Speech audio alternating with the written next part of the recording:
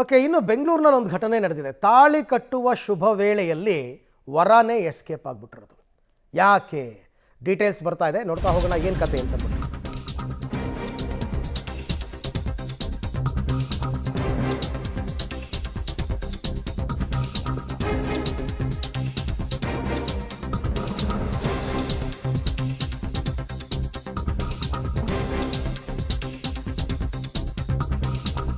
ಮೆಹಂದಿ ಶಾಸ್ತ್ರ, ಹಳದಿ ಶಾಸ್ತ್ರ ಮುಗಿಸಿ ಮದುವೆ ದಿನ ವರ ಪರಾರಿಯಾಗಿದಂತೆ.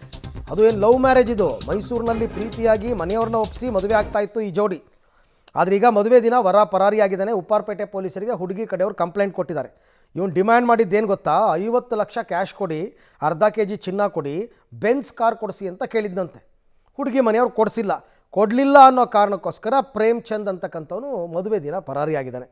ಯುವತಿಯನ್ನು ಮದುವೆಗೂ ಮುನ್ನ ಲೈಂಗಿಕವಾಗಿ ಬಳಸ್ಕೊಂಡಿದ್ದಾನೆ ಅಂತ ಕೂಡ ದೂರಲ್ಲಿ ಆರೋಪ ಮಾಡಿದ್ದಾರೆ. ಯುವತಿಯ ದೂರಿನ ಆಧಾರದ ಮೇಲೆ ಈಗ ಉಪ್ಪಾರಪೇಟೆ ಪೊಲೀಸ್ ಸ್ಟೇಷನ್ನಲ್ಲಿ ಪ್ರಕರಣ ದಾಖಲಾಗಿದೆ.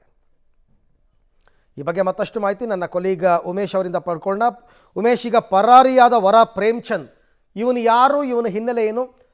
ದುಡ್ಡು ಕೊಡಲಿಲ್ಲ ಅನ್ನೋ ಕಾರಣಕ್ಕೆ ಪರಾರಿಯಾಗಿದ್ದಾನೆ ಅಂತಂದರೆ ಇವನ ಕಸುಬೆ ಇದಾಗಿತ್ತಾ ಮೋಸ ಮಾಡೋದು ಅಂತ? ಅರವಿಂದ್, ಈಗ ಉಪ್ಪಾರಪೇಟೆ ಪೊಲೀಸ್ ಠಾಣೆಯಲ್ಲಿ ಈ ಸಂಬಂಧಪಟ್ಟಾಗಿ FIR ದಾಖಲಾಗಿರುವಂಥದ್ದು. ಅಂದರೆ ಇವರು ಮೈಸೂರಿನ ಮೂಲದವರಾಗಿದ್ದು, ಹುಡುಗ ಹುಡುಗಿ ಏನಿದ್ರು ಇಬ್ಬರು ಕೂಡ ಮೈಸೂರಿನ ಮೂಲದವರು. ಅಲ್ಲಿ ಎಜುಕೇಷನ್ ಮಾಡಿಕೊಂಡು ನಂತರದಲ್ಲಿ ಕೆಲಸಕ್ಕೆ ಫ್ರಾನ್ಸ್ಗೆ ಹೋಗಿರ್ತಾರೆ. ಪ್ಯಾರಿಸ್ನಲ್ಲಿ ಅವ್ರು ಮತ್ತೆ ಭೇಟಿಯಾಗುವಂಥದ್ದು.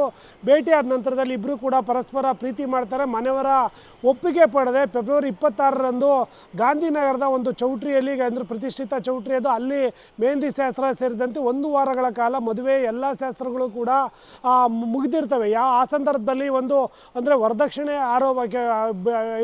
ವರದಕ್ಷಿಣೆ ಕೇಳಿರ್ತಾನೆ ಪ್ರೇಮ್ ಚಂದ್. ಅಂದರೆ ಅರ್ಧ kg ಚಿನ್ನ, 50 ಲಕ್ಷ ನಗದು, ಒಂದು ಬೆನ್ಸ್ ಕಾರ್ ಕೊಡಬೇಕು ಅಂತ ಮಾತಾಗಿರುತ್ತೆ. ಯಾವಾಗ 7ನೇ ತಾರೀಕು ರಾತ್ರಿ ಮತ್ತೆ ಆ ವರದಕ್ಷಿಣೆ ಐಟಮ್ ಏನು ಬಂದಿಲ್ಲ ಅಂತೇಳಿ ಅವರ ಕುಟುಂಬಸ್ಥರ ಆ ಹುಡುಗಿ ಕಡೆಯವ್ರನ್ನ ಕೇಳಿದಂಥ ವೇಳೆಯಲ್ಲಿ ಅವರು ಕೊಡೋದಕ್ಕೆ ನಿರಾಕರಣೆ ಮಾಡ್ತಾರೆ ಅಥವಾ ಮುಂದಕ್ಕೆ ಹಾಕೋದು ಅಂತದ್ದು. ಆ ಸಂದರ್ಭದಲ್ಲಿ ಮಾರನೇ ದಿವಸ ಅಂದರೆ ಮದುವೆ ಇನ್ನೇನು ಬೆಳಗ್ಗೆ ಆಗಬೇಕಾಗುತ್ತೆ, 7ನೇ ತಾರೀಕು ಬೆಳಗಿನ ಜಾವ, ಆವತ್ತಿಗೆ ಅಲ್ಲಿ ಚೌಟ್ರಿಯಲ್ಲಿ ನೋಡಿದಂಥ ವೇಳೆಯಲ್ಲಿ ವರ ಪ್ರೇಮ್ ಚಂದ್ ಮತ್ತು ಆತನ ಕುಟುಂಬಸ್ಥರು ಎಲ್ಲರೂ ಕೂಡ ಚೌಟ್ರಿಯಿಂದ ಪರಾರಿಯಾಗಿರುವಂಥ ವಿಚಾರ ಈಗ ಬೆಳಕಿಗೆ ಬಂದಿರುವಂಥದ್ದು. ಅದರ ಜೊತೆಗೆ ಈತ ಏನು ಲವ್ ಮಾಡ್ತಿದ್ದ, ಆ ಸಂದರ್ಭದಲ್ಲಿ ಯುವತಿಯನ್ನು ಲೈಂಗಿಕವಾಗಿ ಬಳಸ್ಕೊಂಡಿದ್ದೇನೆ ಅನ್ನೋ ಆರೋಪ ಕೂಡ ಕೇಳಿ ಬಂದಿರುವಂಥದ್ದು.